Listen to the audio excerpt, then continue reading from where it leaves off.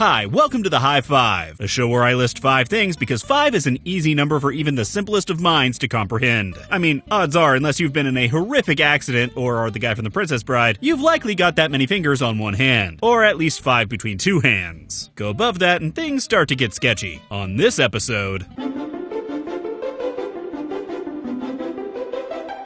I believe I've talked enough about why I love Elder Scrolls Online and love it more and more every time I log in. But most people, last time I checked, are not me, which is deeply saddening. For everyone not me, there's nostalgia. Recently, Elder Scrolls Online announced a new Morrowind-themed expansion. You may remember Morrowind as the reason you nearly flunked out of school in the early 2000s. And now Elder Scrolls Online is hoping to lure you in based on those fond memories of shattered dreams. But don't worry, should this happen to you, I have a few tips to help you start off in Elder Scrolls Online that you might not have known unless I otherwise told you.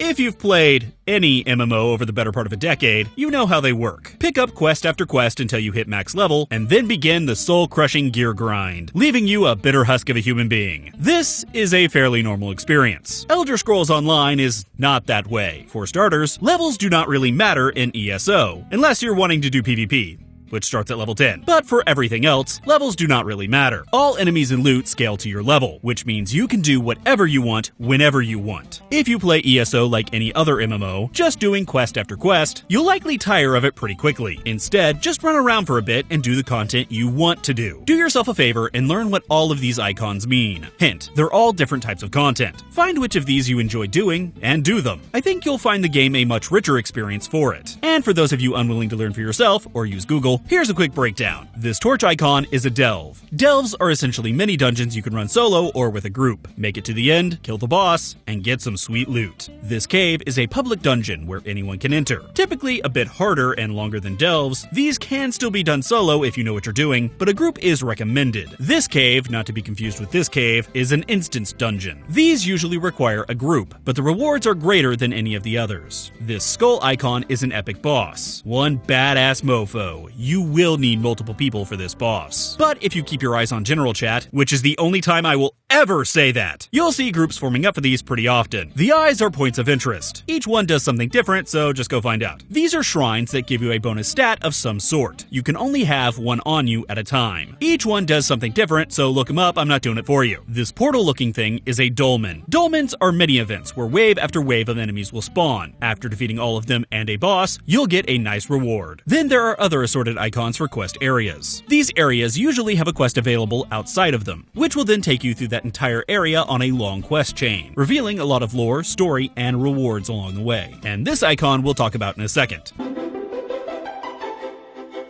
That second is up. This icon on the map that we didn't talk about is a way shrine. Way shrines act as an easy way to get around this large world. And starting off, it may be tempting just to open your map, click on one of these bad boys, and teleport away. But don't. Always read the fine print, which states that doing so costs money, which over time really adds up. Instead, physically move to a way shrine, click on it, and then you can teleport around for free. This will help you save up some precious gold for my next point. Buy a mount. You will want one because even with way shrines, making your way around will be slow without some kind of large animal between your legs. Could have phrased that better. Also, speaking to a stable master every 20 hours or so will allow you to level up one of 3 attributes for your mount: speed, carrying capacity, and stamina. This doesn't cost much, it's more that you just have to remember to do it, which, let's face it, is kind of a pain in the ass. Who wants to remember things, am I right? That's why amnesia is so damn popular. Unlike most MMOs, classes in ESO are fluid. Yes, you will choose a class at the beginning of the game, but you can use any weapons or armor that you want, and each class can pretty much do anything. Some are more adept at certain roles than others, but in a pinch you'll do. Huh, I'm pretty sure that was my wife's wedding vows. I'm sad now. Weapon types are the major way to do this. Want to be a healer for just a moment? Throw on a restoration staff and heal away. You'll just need to put some skill points into restoration staff. You get skill points from leveling or collecting sky shards. Yet again, another area where leveling matters, further negating my point, but I just don't care. The point I'm trying to make here is that you should try out all of the different classes because they aren't set in stone. Once you've found a class you enjoy, make sure to check out all of these additional skill sets, like your preferred armor type, guild skills, and world skills. I know, all of those class skills look really nifty, but experiment a little, come on. On top of playing around with the classes, remember that you actually have 2 specs for your character that you can switch between in an instant. If you're used to other MMOs, you'll likely forget about this, causing you undue hardship, as I did pretty much my entire time leveling up. Don't be me. Be smart. Don't try to make one spec do everything. Starting at level 15, once again, levels matter. You know what? Forget what I said. Levels matter. Hitting that squiggly line button on your keyboard, and yes, I know what it's called, I just prefer squiggly line button, will switch you to a secondary spec. This opens up a whole new action bar and weapon set for you to take advantage of at a moment's notice. Have a DPS spec and a support spec. Have a tank spec and a heal spec. Have a heal spec and a DPS spec. Who cares? Just have 2. In dungeon parties, don't just limit yourself to one role. If you're a healer, have a support or DPS secondary to throw in some extra damage when you can. If you're a DPS, maybe have a few heals or some taunts to help out in a bind. The options are unlimited, in that they're limited to 2.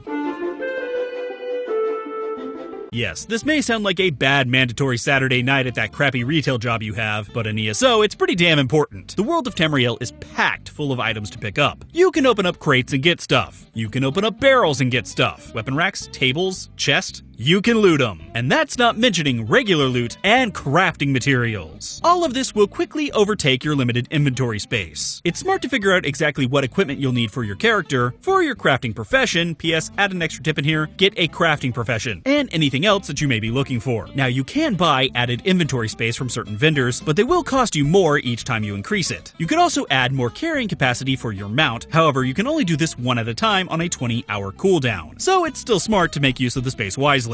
You will not be able to carry everything. However, if you really enjoy the game, you may want to consider subscribing. Doing so will give you a crafting bag, which stores all of your crafting materials in a separate inventory. I have found this infinitely useful, but if you don't want to drop any money, it's not really necessary. So there you have it. 5 handy tips for your first steps in the wonderful world of Elder Scrolls Online. There's honestly so many more that I could not fit in here. If you have any other tips, make sure to leave them in the comments below. Now get out there, make some friends, and oh yeah, bonus tip, don't randomly use your attack skills in cities. The guards tend not to like it. You catch one civilian on fire and suddenly you're the bad guy.